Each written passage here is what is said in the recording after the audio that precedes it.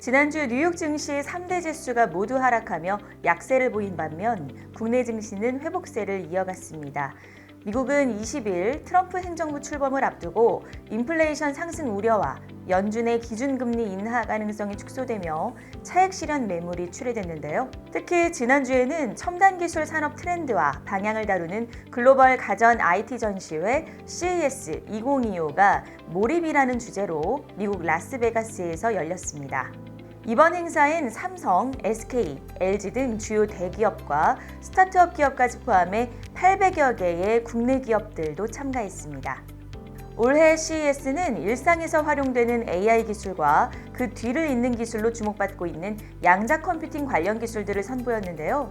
6일 첫 기조 연설자로 나선 엔비디아 CEO 젠슨 황이 양자 컴퓨터 상용화 전망을 최소 15년에서 30년이 걸릴 것이라고 발언하면서 양자 컴퓨터 관련주들이 일제히 급락했습니다. 반면 국내 시장은 외국인 매수세와 CES 행사 효과로 상승세를 이어갔습니다. 특히 AI와 반도체 기술이 많은 관심을 받으며 SK그룹주들이 강세를 보였습니다. 정치적 불안정이 존재하는 우리 시장은 당분간 저가 매수세에 의존하면서 점진적인 회복세를 이어나갈 전망이라고 증권가는 분석했습니다. 다음은 보안상장기업 주가 흐름 살펴보겠습니다. 젠슨 황 발언에 그동안 상승 랠리를 이어가던 양자 관련 보안상장기업들이 상당수 조정받았습니다. 한국형 AI 인프라 고속도로 사업을 추진 중인 SK텔레콤이 이번에는 고성능 그래픽 처리 장치에 집중한다는 소식입니다. SK텔레콤은 지난달 출시한 구독형 GPU 서비스를 기반으로 국내 클라우드 기업들과 함께 협력 강화에 나선 건데요.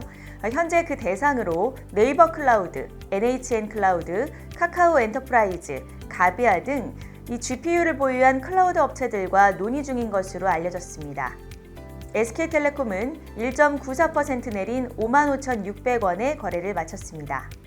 S1과 하이트로는 지난주와 상반된 흐름으로 각각 상승세를 기록했습니다. S1은 강한 주가 회복세를 보이며 5.17% 상승한 61,000원에 마지막 거래일을 마쳤습니다. 하이트론도 3,000원 선을 다시 넘는 모습을 보였는데요. 한 주간 8.19% 상승한 3,170원의 종가를 형성했습니다. 안랩은 지난주에도 안정적인 흐름으로 강보합권에서 69,900원의 거래를 마쳤습니다. 안랩은 10일 과학기술정보통신부와 한국데이터산업진흥원이 주관하는 2025년 데이터 바우처 지원 사업의 공급기업으로 6년 연속 선정됐다고 밝혔는데요. 해당 사업은 디지털 기반 데이터 활용 촉진을 위해 초기 중견, 중소기업, 소상공인 등에게 바우처 형식의 데이터 상품과 활용 서비스를 지원합니다. 안랩은 올해 사업에서 차세대 위협 인텔리전스 플랫폼인 안랩 TIP에 기반한 사이버 위협 정보를 제공하게 됩니다. AI 대장주로 떠오른 이스트소프트가 K 콘텐츠 제작 크리에이터의 글로벌 진출 지원 및 영상 제작 분야 접근성 강화를 위해 AI 휴먼 영상 제작, 오토 더빙 새해맞이 프로모션을 진행한다고 밝혔습니다. 이번 프로모션은 페르소닷 AI 경험을 대대적으로 확대해 더 많은 사용자들을 확보하기 위한 결정이라고 전했습니다. 이스트소프트는 한 주간 9.90% 상승한 23,200원의 마지막 종가를 형성했습니다. 양자 테마 부각으로 꾸준한 상승세를 이어가며 보안 상장 기업 시총 상위 종목이 올라선 엑스게이트는 그동안의 상승분을 일부 반납하는 모습이었습니다. 지난주 22.39% 하락한 8,500원을 기록하며 9,000원 선도 내어주는 모습이었습니다. 지난 7일에는 투자경고 종목에서 지정 해제됐습니다. 한국정보인증은 지난주에 이어 상승세를 이어갔습니다. 3.92% 오른 4,505원의 마지막 거래일을 마쳤습니다. 슈프리마가 보합권에서 25,150원을 유지했습니다. 양자 테마 주목으로 한 달 만에 3배의 주가 상승을 이뤄냈던 드림시큐리티가 그동안의 상승분을 일부 반납하며 지난주 13.93% 하락한 3,460원의 거래를 마쳤습니다. 아이디스는 점진적인 우상향을 이어가고 있는데요. 4.09% 상승한 16,030원의 마지막 거래일을 마쳤습니다.